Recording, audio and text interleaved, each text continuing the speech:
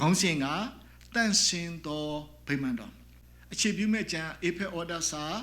အခန်းကြီး2အခန်းငယ်21နဲ့22ကိုအခြေပြုသွားမှာဖြစ်ပါတယ်တဲ့ထိုတိုက်တော့အမြင့်ကျောက်က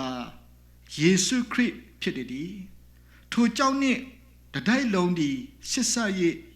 ကြီးပွားသည်ဖြင့်တခင်ဖျားအဖို့လို့ငါတန့်စင်သောဗိမာန်တော်ဖြစ်၏ထိုဗိမာန်တော်၌လည်းဖျားခင်သည်ဝိညာဉ်တော်အားဖြင့်ကျင့်ဝတ်တော်မူခြင်းအလို့ငါသင်တို့သည်ငါတို့နှင့်အတူတည်ဆောက်လျက်ရှိကြ၏ဒီအကြောင်းအရာကိုဆင်ခြင်မှာဖြစ်တယ်တန့်စင်သောဗိမာန်တော်ဆိုတဲ့စကားလုံးလေးပါတယ်အဲ့ဒီတန့်စင်သောဗိမာန်တော်ရဲ့အခြေခံအုတ်မြစ်ကတော့ဘယ်လိုလဲဆိုရင်သခင်ယေရှုခရစ်တော်ဖျားပဲဖြစ်တယ်တန့်စင်သောဗိမာန်တော်ဟာဘဒုအဖို့လဲလို့ကြည့်တဲ့အခါမှာသခင်ယေရှုအဖို့ပဲဖြစ်တယ်ဆိုတော့လည်းဖော်ပြထားတယ်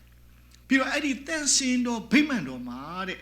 တန့်စင်သောဝိညာဉ်တော်ကျင့်မှုဖို့အတွက်ကတဲ့တော့တိဆောက်ခြင်းအမှုကိုပြုဖို့ဖြစ်တယ်ဆိုတာဖော်ပြထားတယ်ဒါကြောင့်ဒီအရာနဲ့ပတ်သက်ပြီးကျွန်တော်အချက်၅ချက်ကိုအတူတူကရှင်းချင်းနှလုံးသွင်းသွားမှာဖြစ်ပါတယ်လို့တိချက်ကတန့်စင်သောဗိမာန်တော်ဆိုတာဘာလဲဒုတိယချက်ကတန့်စင်သောဗိမာန်တော်ဟာမြည်သူအဖို့လေတတိယချက်ကတန့်စင်သောဗိမာန်တော်ထဲမှာတန့်စင်သောဝိညာဉ်တော်ကျင့်မှုဖို့အတွက်ကျွန်တော်တို့ဘယ်လိုတည်ဆောက်ပေးမလဲလေးချက်ကတန့်စင်သောဗိမာန်တော်ထဲမှာတန့်စင်သောဝိညာဉ်တော်ကျင့်မှုပြီးဘာလုပ်ပေးတယ်လဲငါးချက်ကတန့်စင်သောဗိမာန်တော်ဟာတန့်စင်သောဝိညာဉ်တော်နဲ့ပြည့်ဝသွားပြီဆိုရင်ဘာအကျိုးတွေရရှိခံစားရမလဲဆိုတဲ့ဒီအချက်၅ချက်ကိုအသက်ရှင်တဲ့ဖြတ်နှုတ်ပတ်တော်တမန်တရားဖျားစကားအတိုင်းပဲရှင်းခြင်းနှလုံးသွင်းပြီးအသက်ရှင်ခြင်းအပြင်ကျွန်တော်တို့ဟာထာဝရကာလတိအကျိုးကိုရရှိပြီးဖျားရဲ့ဘုန်းကိုထင်ရှားစေတယ်ဖျားရဲ့နိုင်ငံတော်ကြုံဝန်းစေတယ်ဖျားခင်သားမီးအသီးသီးဖြစ်မယ်ဆိုတာကိုကျွန်တော်တို့နှလုံးသွင်းဖို့ဖြစ်ပါတယ်လို့ဒါကြောင့်မို့နံပါတ်1ကျွန်တော်ဗိမာန်တော်ဆိုတာဘာလဲလို့ကြည့်တဲ့အခါမှာ1ကော3:16မှာဖော်ပြထားတဲ့အရာကသင်တို့ဒီတဲ့ဖျားခင်ဗိမာန်တော်ဖြစ်ကြဒီကို၎င်းဖျားခင်ဤဝိညာဉ်တော်ဒီသင်တို့အထင်၌ကျင့်ဝတ်တော်မူဒီ၎င်းမတိကြသလောလို့ဖော်ပြထားတယ်တန့်စင်တော်ဗိမာန်တော်လို့ပြောတဲ့အခါမှာဓမ္မဟောင်းကာလမှာတန့်စင်တော်ဗိမာန်တော်ရှိသလိုဓမ္မသစ်မှာလည်းတန့်စင်တော်ဗိမာန်တော်ရှိတယ်ဆိုတာကိုကျွန်တော်သိဖို့ဖြစ်တယ်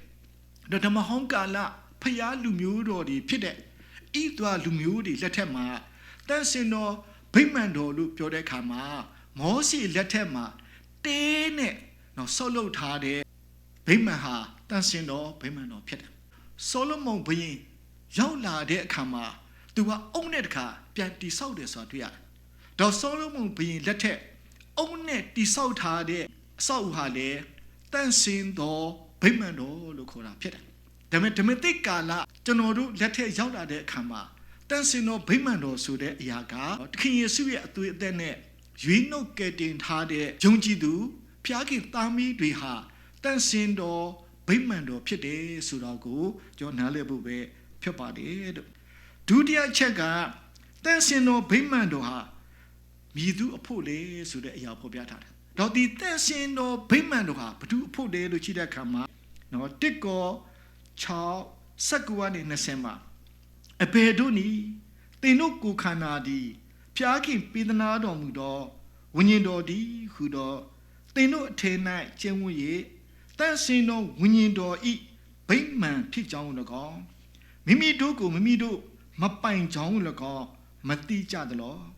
သင်တို့သည်အဖိုးနှင့်ဝယ်တော်မူသောသူဖြစ်သောကြောင့်ဖျားခင်ပိုင်တော်မူသောသင်တို့ဤကိုယ်ခန္ဓာနှင့်စိတ်ဝိညာဉ်အပြင်ဖျားခင်ဂုဏ်တော်ကိုထင်ရှားစေကြလောလို့ဖော်ပြထားတယ်။စင်တော်ဗိမာန်တော်ဟာဘု து အဖို့လေလို့ကြည့်တဲ့အခါမှာသခင်ယေရှုအဖို့ပဲဖြစ်တယ်ဆိုတာကိုနားလည်ဖို့ပဲဖြစ်တယ်။ဘာကြောင့်လဲဆိုလို့ရှိရင်တန်စင်တော်ဗိမာန်တော်လို့ခေါ်တဲ့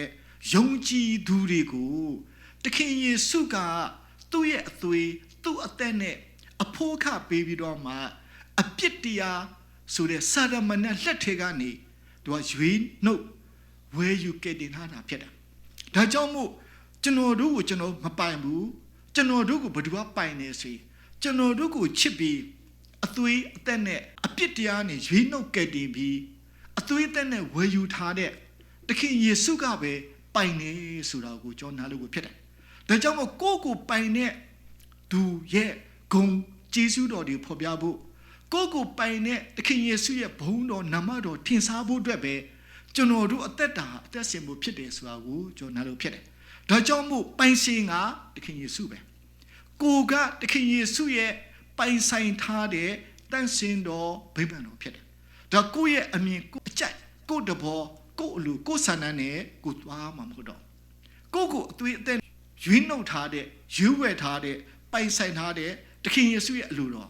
တခင်ယေရှုရဲ့အကြံစီတော်တခင်ယေရှုရဲ့စိတ်တော်တော်တခင်ယေရှုရဲ့နိဗ္ဗာန်နီလန်းနဲ့ပဲကျွန်တော်တို့ကအသက်ရှင်ပြီးတခင်ယေရှုရဲ့ဘုန်းတော်ကိုထင်ရှားဖို့အတွက်တခင်ယေရှုရဲ့နာမတော်ထင်ရှားဖို့အတွက်ပဲဖြစ်တယ်ဆိုတော့ကိုကျွန်တော်တို့နားလည်ဖို့ပဲဖြစ်ပါတယ်ဒါကြောင့်မို့ကိုယ့်ရဲ့ကိုယ်ခန္ဓာနော်အပြင်တခင်ယေရှုရဲ့ဂုဏ်တော်ထင်ရှားဖို့ဘုန်းတော်ထင်ရှားဖို့နာမတော်ထင်ရှားဖို့ကျွန်တော်တို့ရဲ့စိတ်ဝိညာဉ်အပြင်လည်းကျွန်တော်တို့ကိုပိုင်ထားတဲ့နော်သခင်ယေရှုခရစ်တော်ရဲ့ဂုဏ်တော်ထင်ရှားဖို့ဘုန်းတော်ထင်ရှားဖို့နာမတော်ထင်ရှားဖို့ဖြစ်တယ်ဆိုတာကိုကျွန်တော်နားလည်ဖို့ဖြစ်ပါတယ်လို့တတိယချက်ကတန်ရှင်တော်ဗိမာန်တော်ထဲမှာတန်ရှင်တော်ဝိညာဉ်တော်ကျင့်ဝတ်ရန်ဘယ်လိုတည်ဆောက်မလဲဒါအဓိကအရေးကြီးတယ်ဘာကြောင့်ဆိုတန်ရှင်တော်ဗိမာန်တော်လို့ပြောပေမဲ့တန်ရှင်တော်ဝိညာဉ်တော်မကျင့်ဝတ်တဲ့တန်ရှင်တဲ့ဗိမာန်တွေရှိတယ်ဆိုတာလည်းတွေ့ရတယ်တန်ရှင်တော်ဗိမာန်မှာတန်ရှင်တော်ဝိညာဉ်တော်ကျင့်ဝတ်ဖို့အတွက်ဘယ်လိုတည်ဆောက်ရမလဲဆိုတဲ့အရာကိုလည်းအေဖက်အခန်းကြီး၄အခန်းငယ်7ကနေ73မှာဖော်ပြထားတယ်အဓိကတန်ရှင်တော်ဗိမာန်တော်ထဲမှာတန်ရှင်တော်ဝိညာဉ်တော်ကျင့်ဝတ်ဖို့အတွက်တခင်ယေရှုကိုယ်တော်တိုင်ရွေးကောက်ခွဲကပ်ထားတဲ့သူတွေရှိတယ်တမန်တော်အရာမှာခန့်ထားတယ်ပရောဖက်အရာမှာခန့်ထားတယ်တာနာပြုအရာမှာခန့်ထားတယ်တင်းအုပ်အရာမှာခန့်ထားတယ်ဆရာအရာမှာခန့်ထားတာဖြစ်တယ်အဲ့လိုခန့်ထားတဲ့သူတွေကယေရှုရဲ့တန်ရှင်တော်ဗိမာန်တော်ထဲမှာတန်ရှင်တော်ဝိညာဉ်တော်ကျင့်ဝတ်ပြီးတခင်ယေရှုရဲ့ဘုန်းထင်ရှားဖို့ဂုဏ်တော်ထင်ရှားဖို့နာမတော်ထင်ရှားဖို့အတွက်နော်သူတို့ကတိဆောက်ခြင်းအမှုကိုပြုရတယ်ဆိုတာတွေ့ရတယ်။တော့သူကဘယ်လိုတိဆောက်လဲဆိုရင်တန်ရှင်တော်ဝိညာဉ်တော်ပေးတဲ့အထက်ကလာတဲ့ဉာဏ်ပညာနဲ့နော်ဖျားခင်ရဲ့နှလုံးသားဖြစ်တဲ့ဝိညာဉ်စိတ်တော်နဲ့ဝိညာဉ်တော်မုတ်သွင်းတဲ့နှုတ်ပတ်တော်တမာတရားမှာတိဆောက်ပြရတယ်ဆိုတာတွေ့ရတယ်။ဒါကြောင့်အဲ့လိုတိဆောက်တဲ့အခါမှာအဓိကအချက်၃ချက်ကိုတိဆောက်ပေးဆိုတာတွေ့ရတယ်။ယုံကြည်ခြင်းခိုင်ခံ့မြဲမြံဖို့တိဆောက်ပေးရတယ်။ဒုတိယချက်ကတခင်ယေရှုကိုသိကျွမ်းလာဖို့အတွက်တိဆောက်ပေးရတယ်။တတိယချက်ကတခင်ယေရှုရဲ့ပြည့်စုံတဲ့သူတို့ဖြစ်ဖို့အတွက်ကြီးရင်းတဲ့သူတို့ဖြစ်လာဖို့အတွက်မေတ္တာနဲ့တမာတရားကိုအခြေခံပြီးဝိညာဉ်တော်ရဲ့လမ်းပြမှုအောက်မှာတိဆောက်ခြင်းအမှုကိုပြုပေးရဆိုတာတွေ့ရတယ်။တိဆောက်ပေးတဲ့အရာကိုခံယူနှလုံးသွင်းပြီးတော့မှနော်တခင်ယေရှုကိုယုံကြည်ခြင်းခိုင်ခံ့မြဲမြံလာမယ်။တခင်ယေရှုခရစ်တော်ကိုသိကျွမ်းလာမယ်။တခင်ယေရှုရဲ့ပြည့်စုံခြင်းကြီးနဲ့သူဖြစ်လာပြီဆိုလို့ရှိရင်တော့ဝိညာဉ်တော်ကသူအတက်တာမှာကျင့်ဝတ်ပြီးဆိုတာကိုနားလည်ဖို့ဖြစ်တယ်။၄ချက်ကတန်ရှင်တော်ဗိမာန်တော်ထဲမှာတန်ရှင်တော်ဝိညာဉ်တော်ကျင့်ဝတ်သွားပြီးဆိုရင်တန်ရှင်တော်ဝိညာဉ်တော်ကဘာလုပ်ပေးတယ်လဲ။ဟေစာယအခန်းကြီး7အခန်းငယ်2ကနေ9မှာဘာလုပ်ပေးလဲဆိုလို့ရှိရင်ဖျားခင်ရဲ့ဝိညာဉ်တော်သည်ဟူသောတန်ရှင်တော်ဝိညာဉ်တော်ကျင့်ဝတ်ပြီးဆိုရင်သူကခုနှစ်ခုကိုပေးတယ်ဆိုတာတွေ့ရတယ်။ဝိညာဉ်တော်ပေးတဲ့အရာဉာဏ်ပေးတယ်တစ်ချက်နှစ်ကပညာပေးတယ်သုံးချက်ကကြံစီနိုင်ခြင်းကိုပေးတယ်လေးချက်ကတက်ဆွနိုင်ခြင်းကိုပေးတယ်ငါးချက်ကတတ္တိကိုပေးတယ်6ချက်ကအသက်ရှင်တဲ့ပြောက်ကိုသိခြင်းကိုပေးတယ်9ချက်ကအသက်ရှင်တဲ့ပြောက်ကြောင်းရွံ့ခြင်းကိုပေးတယ်ဆိုတာတွေ့ရတယ်။ဝိညာဉ်တော်နဲ့ပြည့်ဝတဲ့အခါမှာသူကထာဝရပြောက်ကိုကြောင်းရွံ့ခြင်းမှာမွေ့လော်ပြီးတော့အခါမှာသူကအမြင်နဲ့နော်တရားမရှင်ဘူးအကြားနဲ့မဆုံးဖြတ်ဘူးသူကနှုတ်ကပတ်တော်တမန်တရားအတိုင်းပဲပြောဆိုတယ်နှုတ်ကပတ်တော်တမန်တရားအတိုင်းပဲဆုံးဖြတ်တယ်နှုတ်ကပတ်တော်တမန်တရားပဲရှင်မှုလုပ်တယ်ဆိုတာတွေ့ရတယ်အဲ့ဒီအဖြစ်ဖျားရဲ့ဘုံကိုထင်ရှားစေတယ်ဆိုတာကိုနားရတာဖြစ်တယ်တန်ရှင်တော်ဝိညာဉ်တော်ကျင့်ဝတ်တဲ့တ န်စင်တော်ဗိမာန်တော်မှာတန်စင်တော်ဝိညာဉ်တော်ဘာလုပ်လဲလို့ကြည့်တဲ့အခါမှာရှင်ဝခရစ်ခန်းကြီး16အခန်းငယ်7ကနေ15မှာသူကအပြစ်ရှိတဲ့အကြောင်းကိုဖော်ပြတယ်အပြစ်ကင်းခြင်းအကြောင်းကိုဖော်ပြတယ်အပြစ်ရှိခြင်းအကြောင်းကိုလည်းသူကဖော်ပြတယ်ဆိုတာတွေ့ရတယ်အဲ့ဒီအပြစ်ဝိညာဉ်တော်ကျင့်ဝတ်လာတဲ့နော်တန်စင်တော်ဗိမာန်တော်ဆိုတဲ့ယုံကြည်သူရဲ့အသက်တာမှာအပြစ်အကြောင်းကိုနားလည်လာတယ်အပြစ်ရှိခြင်းကိုသိလာတယ်ပြီးရခါမှာအပြစ်ကင်းခြင်းအကြောင်းနဲ့သိလာတယ်တခင်ယေရှုယုံကြည်လက်ခံခြင်းအဖြစ်နော်အပြစ်ကင်းတယ်ဆိုတာသိလာတယ်အပြစ်ရှိခြင်းအကြောင်းတွေကိုသူကနားလည်ပါဆိုတာတွေ့ရတယ်ဒီနေ့တခင်ယေရှုကိုမယုံကြည်မလက်ခံတဲ့သူဟာနော်အပြစ်ရှင်ခြင်းခံမယ်ဆိုတဲ့အကြောင်းကိုလည်းသူသိသွားတယ်ဆိုတာကိုကျွန်တော်နားလည်ဖို့ဖြစ်ပါတယ်တန်စင်တော်ဝိညာဉ်တော်ကျင့်ဝတ်တဲ့တန်စင်တော်ဗိမာန်တော်မှာဒီနေ့ယုံကြည်သူမှာတန်စင်တော်ဝိညာဉ်တော်ဘာလုပ်ပေးလဲဆိုရင်တမန်တရားကိုအကျွမ်းမဲ့တုံသင်ပေးတယ်ဒီနေ့တမန်တရားဆိုတာတခင်ယေရှုဖြစ်တယ်တခင်ယေရှုအကြောင်းကိုအကျွမ်းမဲ့တုံသင်ပေးတယ်တခင်ယေရှုကဘာလုပ်လဲတခင်ယေရှုဘာလုပ်ပေးလဲတခင်ယေရှုနဲ့ရှိတဲ့ထာဝရသက်ရောတခင်ယေရှုရဲ့အလိုတော်တခင်ယေရှုရဲ့အကြံစီတော်တခင်ယေရှုရဲ့စိတ်တော်တော်တွေတခင်ယေရှုရဲ့နိဗ္ဗာန်တခင်ယေရှုရဲ့နီလန်းတွေတခင်ယေရှုရဲ့ပညတ်တော်တွေကိုသူကအကျွမ်းမဲ့တုံသင်ပေးတဲ့အခါမှာအဲ့လိုတန်စင်တော်ဗိမာန်တော်ဖြစ်တဲ့ယုံကြည်သူရဲ့အသက်တာမှာတခင်ယေရှုရဲ့အလိုတော်တွေသိသွားတယ်တခင်ယေရှုရဲ့အကြံစီတွေသိသွားတယ်တခင်ယေရှုရဲ့စိတ်ဘောတော်တိုင်းအသက်တာအသက်ရှင်နိုင်တယ်တခင်ယေရှုရဲ့နီလန်းတွေနိဗ္ဗာန်တွေကိုနားလည်သွားတယ်တခင်ယေရှုရဲ့ပညတ်တော်တွေကိုသိပြီးနာခံလိုက်ဆောက်ခြင်းအပြင်ခန္ဓာစိတ်ဝိညာဉ်ဂတိတော်ကောင်းကြီးတွေကိုတွေ့မြင်ခံစားရရှိစေတယ်ဆိုတော့ကိုကျွန်တော်နားလည်ဖို့ဖြစ်တယ်တန်စင်တော်ဝိညာဉ်တော်ကျင့်ဝတ်တဲ့အခါမှာအဲ့ဒီလူရဲ့အသက်တာမှာတခင်ယေရှုရဲ့ဘုန်းကိုထင်ရှားစေသွားတယ်ဆိုတာတွေ့ရတယ်တခင်ယေရှုရဲ့ဂုဏ်တော်ကိုထင်ရှားစေသွားတယ်ဆိုတာတွေ့ရတယ်နာမတော်ကိုလည်းထင်ရှားစေတယ်ဆိုတာတွေ့ရတယ်တန်စင်တော်ဝိညာဉ်တော်ကျင့်ဝတ်ပြီးဝိညာဉ်တော်ရဲ့အုပ်စုဥဆောင်မှုအောက်မှာဝိညာဉ်တော်မုတ်သွေးနဲ့နှုတ်ပတ်တော်တမန်တရားကိုဖတ်ဆုစင်ကြီးနှလုံးသွင်းတဲ့အခါမှာသူကဘာလို့ဝိညာဉ်ပဂတိအကျိုးတွေရတာဆိုတာတွေ့ရတယ်ဝိညာဉ်ပဂတိအကျိုးဆိုတာချစ်ခြင်းဝမ်းမြောက်ခြင်းညင်သက်ခြင်းသူ့ရဲ့အသွင်လုံးထဲမှာဖြစ်လာအဲ့ဒီချစ်ခြင်းဝမ်းမြောက်ခြင်းညင်သက်ခြင်းတွေရှိလာတဲ့အခါမှာသူနဲ့တွေ့ကြုံရတဲ့သူ့ရဲ့ဇနီးခင်မွန်းသားမီးလုပ်ပေါ်ဆောင်ပဲမိတ်ဆွေတွေအပေါ်မှာဘာဖြစ်လဲစိတ်စီမှာကျေးဇူးတွေပြုရဆိုတာတွေ့ရတယ်ကောင်းမြတ်တယ်ဆိုတာတွေ့ရမှာဖခင်နဲ့ဆိုင်နေရသစ္စာစောင့်ခြင်းရှိတယ်ဆိုတာတွေ့ရတယ်အသင်ငွေနှိတ်ချတဲ့စိတ်တွေရှိလာဆိုတာတွေ့ရတယ်ကမကုံချုပ်တီးနေဆိုတာတွေ့ရတယ်ကမကုံချုပ်တီးခြင်းဆိုတာကအာယုံ၅ဘုတ်သူချုပ်တီးနိုင်တယ်အမြင်အကြားအနက်အရတာအထိတွေ့တွေမှာချုပ်တီးဝါနေဆိုတာတွေ့ရတယ်အဲ့ဒီအပြင်နော်ဖခင်ရဲ့ဘုန်းကိုထင်ရှားစေတဲ့ဂုဏ်တော်ကိုထင်ရှားစေတယ်တန်စင်တော်ဝိညာဉ်တော်ကျင့်ဝတ်ပြီးဝိညာဉ်တော်ရဲ့အုပ်စုဥဆောင်မှုအောက်မှာဝိညာဉ်တော်မုတ်သွေးနဲ့နှုတ်ပတ်တော်သူခံယူပြီးသူအသက်တာအသက်ရှင်တဲ့အခါမှာဝိညာဉ်စုကျေးဇူးတွေလည်းပြည့်လာဆိုတာတွေ့ရတယ်ဝိညာဉ်စုကျေးဇူးကပညာတရားထိုးထွင်းခြင်းတရားယုံကြည်ခြင်းတွေသူတက်တာပြုတ်ဝလာတယ်ဘူးတွေပြနိုင်တယ်ပရောဖက်ပြုနိုင်တယ်နာကိုငြိမ်းစီနိုင်ဆိုတာတွေ့ရတယ်စိတ်ဝိညာဉ်ကိုပိုင်းခြားနားလည်လာဆိုတာတွေ့ရတယ်အမျိုးမျိုးသောဘာသာစကားကိုပြောနိုင်တယ်ထိုဘာသာစကားအ내အဓိပ္ပာယ်တွေကိုသူဖော်ပြလာနိုင်တယ်ဆိုတာတွေ့ရတယ်ဒါကဘာလဲဆိုရှင်ဝိညာဉ်တော်ကျင့်ဝတ်ပြီးဝိညာဉ်တော်လှုပ်ပေးတဲ့အပေါ်မှာတော့အသက်တာအသက်ရှင်တဲ့အခါမှာဒီကျိုးတွေရရှိလာဆိုတာတွေ့ရတယ်နောက်ဆုံးချက်ကနံပါတ်5ဒါကျွန်တော်အဓိကအရေးကြီးတဲ့အရာတန်စင်တော်ဗိမာန်တော်မှာတန်စင်တော်ဝိညာဉ်တော်နဲ့ပြုတ်ဝခြင်းအဖြစ်ဘာကြိုးရရှိလဲဆိုရင်ကျွန်တော်တို့မျက်စိထဲမှာ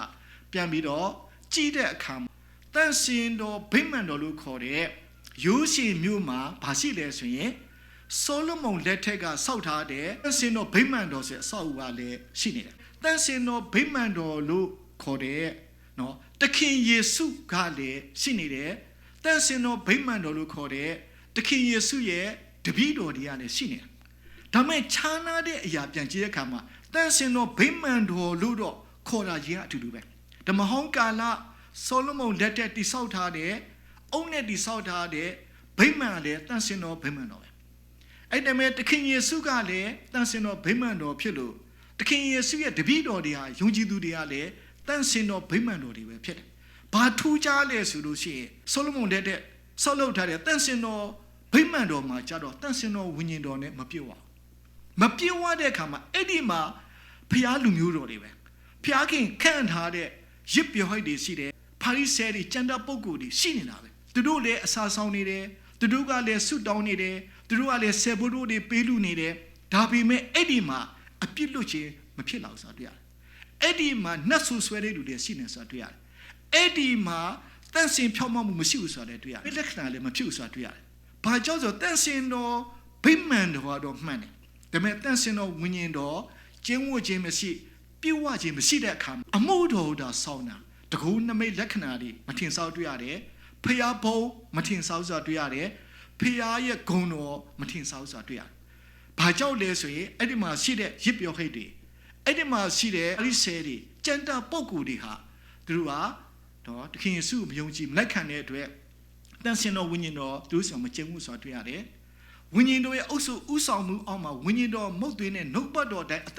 က်မရှင်တဲ့အတွက်ဝိညာဉ်တော်နဲ့လည်းမပြည့်ဝဘူးဆိုတာတွေ့ရတယ်အနာတွေလည်းရှိနေအနာလည်းမငြိမ်းဘူးနတ်ဆိုဆွဲတဲ့လူလည်းရှိတယ်နတ်ဆိုလည်းမထွက်အနာလည်းမငြိမ်းဘူးအပြစ်လွတ်ခြင်းလည်းမရှိဘူးတန်ဆင်စင်ကြယ်ခြင်းလည်းမရှိဘူးအဲ့ဒီဗိမာန်တော်မှာ तू ဆုတော်တောင်းနေတာပဲပေးလူနေတာပဲအစာတွေစောင့်နေတာပဲဒါမဲ့နော်ဖျားဘုံမထင်ရှားစေတဲ့နေရာဖြစ်နေဆိုတာတွေ့ရတယ်ဒါမဲ့တန်ဆင်တော်ဝိညာဉ်တော်နော်ကျင့်ဝတ်ပြီးတန်ဆင်တော်ဝိညာဉ်တော်နဲ့ပြည့်ဝတဲ့နော်တခင်ယေရှုနဲ့သူတပည့်တော်တွေမှာကြာတော့အပြစ်လွတ်ခြင်းနေရှိရဆိုတာတွေ့ရတယ်နတ်ဆိုတွေထွက်တယ်ဆိုတာတွေ့ရတယ်မကြမ်းမာတဲ့လူကြမ်းမာသွားဆိုတာတွေ့ရတယ်မတန့်စင်မဖြောင့်မတ်တဲ့လူတွေတန့်စင်ဖြောင့်မတ်သွားဆိုတာတွေ့ရတယ်နော်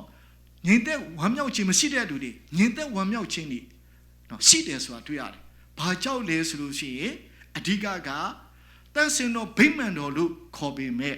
တန်ဆင်တော်ဝိညာဉ်တော်မကျင်းဝတ်ဘူးတန်ဆင်တော်ဝိညာဉ်တော်နဲ့ပြည့်ဝခြင်းမရှိတဲ့အခါမှာခြားနာမှုရှိသွားတယ်ဆိုတာတွေ့ရတယ်ဒါကြောင့်မို့ဒီနှုတ်ပတ်တော်အဖြစ်ဒီမှာရှိတဲ့ကျွန်တော်ဖျားသားမေးတွေစင်ကြင်လုံးသွင်းမှုဖြစ်တယ်ကျွန်တော်တို့လည်းတခင်ယေရှုကိုယုံကြည်လက်ခံခြင်းအပြင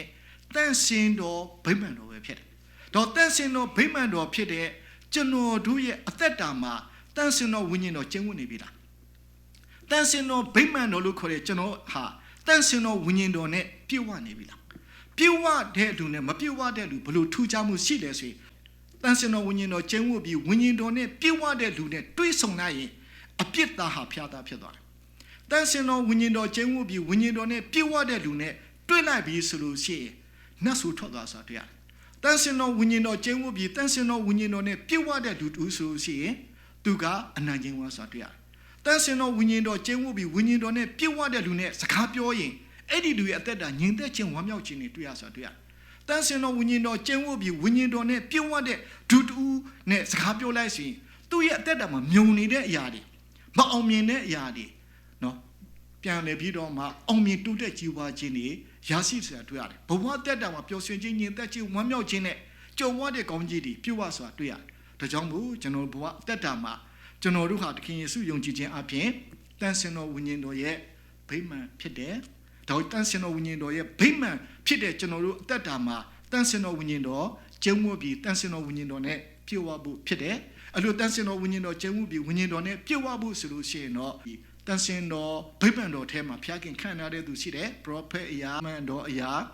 တဏ္ဍာပြုအရာသင်းအုပ်အရာဆရာအရာခံထားတဲ့သူတွေရှိတယ်သူတို့ကိုဖျားခင်ရာဉာဏ်ပညာပေးပြီးဖျားနှလုံးသားနဲ့ဖျားနှုတ်ကပတ်တော်အဖြစ်တိဆောက်ခြင်းအမှုကိုပြုတဲ့အပေါ်မှာကိုကနာခံပြီးခံယူနှလုံးသွင်းခြင်းအဖြစ်တန်ဆင်တော်ဝိညာဉ်တော်ကျင့်ဝတ်ပြီးဝိညာဉ်တော်နဲ့ပြည့်ဝတဲ့အခါမှာအဲ့ဒီတန်ဆင်တော်ဗိမာန်တော်ဟာစာအလင်းအသက်တာနဲ့ဖျားရဲ့ဘုံကိုထင်ရှားစေပြီးဖျားရဲ့နိုင်ငံတော်ကိုကြုံဝန်းစေတယ်ဆိုတာတွေ့ရတယ်ဒါကြောင့်1ကော3 73 မှာအဓိကတိုက်မြစ်ပေါ်မှာထပ်ဆင့်တိဆောက်တာတွေဖြစ်တယ်တိုက်မြစ်လို့ပြောရင်တန်ဆင်တော်ဗိမာန်တော်ရဲ့တိုက်မြစ်ဟာတခင်ယေရှုပဲဖြစ်တယ်တခင်ယေရှုပေါ်မှာတန်ဆင်တော်ဗိမာန်တော်ဆိုတဲ့ယုံကြည်သူတွေကဆက်လက်တိဆောက်ခြင်းအမှုကိုပြုရမှာဖြစ်တယ်ဆက်လက်တိဆောက်ခြင်းဆိုတဲ့အရာကဝိညာဉ်တော်အုပ်စုဥဆောင်မှုအောက်မှာဝိညာဉ်တော်မုတ်သွင်းတဲ့နှုတ်ပတ်တော်တမန်တရားဖျားစကားကိုခံယူနှလုံးသွင်းပြီးဝိညာဉ်ပဂတိနော်စိတ်နဲ့ဝိညာဉ်စုကျေစုတွေနဲ့ဆက်လက်ပြီးနော်တိဆောက်ခြင်းအမှုကိုပြုခြင်းအပြင်ဒီဖျားရဲ့နိုင်ငံတော်ကြုံဝဲလာမှာဖြစ်တယ်ဖျားခင်ရဲ့တရားရှင်ခြင်းဆိုတာလာမှာဖြစ်တယ်ဝိညာဉ်တော်ကျင့်ဝတ်ခြင်းမရှိဘဲနဲ့ဝိညာဉ်တော်နဲ့မပြည့်ဝဘဲနဲ့အမှုကိုဆောင်နေတဲ့သူတွေဟာမီးနဲ့စစ်လိုက်ပါပြောရင်ဆိုရင်အဓိကတစ်တာကောက်ယူညက်ချောက်ပဲဖြစ်သွားမယ်သူကဘာမှအကျိုးမရဘူးသူကအပင်ပန်းခံပြီးတော့နော်ဖိုက်ဆဲဒီလိုမျိုးပေါ့ဆုတောင်းနေမယ်အစာတွေဆောင်မယ်ပေးလူနေမယ်ဆယ်ပြီးတော့အမျိုးစုသူလုံးနေတယ်ဒါပေမဲ့ဝိညာဉ်တော်သူတက်မကျိန်ဝတ်ဘူးဝိညာဉ်တော်နဲ့မပြည့်ဝဘဲနဲ့ဇာတိတဘောနဲ့ပဲသူကလှုပ်ဆောင်တဲ့အခါမှာမီးနဲ့စစ်လက်တဲ့အခါမှာတစ်တာကောက်ယူ မျက်ခြောက်ဖြစ်တဲ့အတွက်သူအကျိုးမရတော့ဆိုတာတွေ့ရတယ်ဒါပေမဲ့ဝိညာဉ်တော်ကျင့်ဝတ်ပြီးဝိညာဉ်တော်နဲ့ပြုတ်ဝပြီးဝိညာဉ်တဘောနဲ့ဥတော်လုပ်ငန်းမှာတိဆောက်ခြင်းလုပ်တဲ့အခါမှာဆွေငွေကြောက်ကောင်ကြောက်မြဖြစ်ပြီးတဲ့အခါမှာ